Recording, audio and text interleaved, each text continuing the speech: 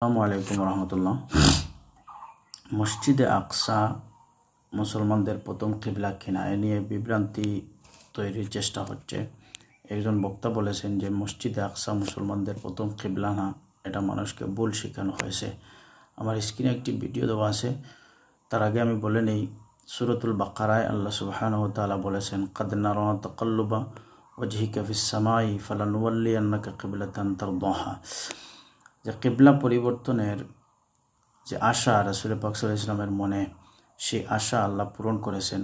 আর মসজিদে আকসা সম্পর্কে যে আলিম যিনি বলেছেন, তার ভিডিওটি আমার স্ক্রিনে দেওয়া আছে, আপনি একটু দেখে নেবেন, তারপরে আমি বলছি। বলেন তো, মুসলিমদের প্রথম কিবলা কোনটা?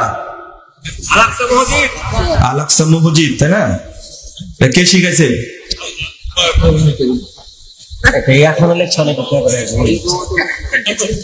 বাইতুল মাকদিস মুসলিমদের প্রথম কিবলা, তাই না? যান ভালো করে দুধ দিয়ে গোসল করে আসেন।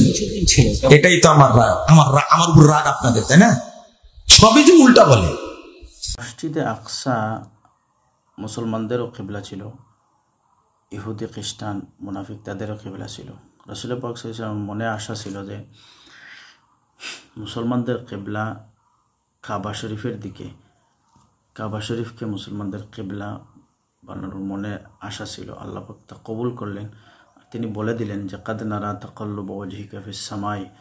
তিনি আকাশের দিকে বারবার তাকাতেন। আল্লাহ পাক বললেন, হে রাসূল, আপনি আকাশের দিকে বারবার তাকাচ্ছেন, আপনার মনের যে ইচ্ছা আশা আকাঙ্ক্ষা আমি পূরণ করে দিলাম।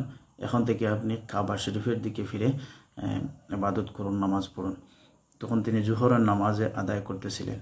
2 রাকাত নামাজ পড়ে বাকি 2 রাকাত জোহরের ফরজ কাবা শরীফের দিকে ফিরে বাকি 2 রাকাত নামাজ আদায় করলেন। সুতরাং এরা বিভ্রান্তি সৃষ্টি করতেছে সমাজে, মুসলমানদেরকে সন্দেহ, তাদের মনে সন্দেহ আনতেছে যে আসলে কি মসজিদে আকসা মুসলমানদের প্রথম কিবলা কিনা। এই বিষয়টি কোরআন দ্বারা প্রমাণিত, হাদিস দ্বারা প্রমাণিত। এরপরেও কিছু সংখ্যক ভ্রান্ত মানুষেরা মুসলমানদেরকে বিভ্রান্তির পথে নিচ্ছে। আমরা খুবই সতর্ক অবস্থানে থাকতে হবে। আল্লাহ পাক আমাদের প্রত্যেককে সঠিক বোঝ দান করুক। আসসালামু আলাইকুম রহমতুল্লাহ।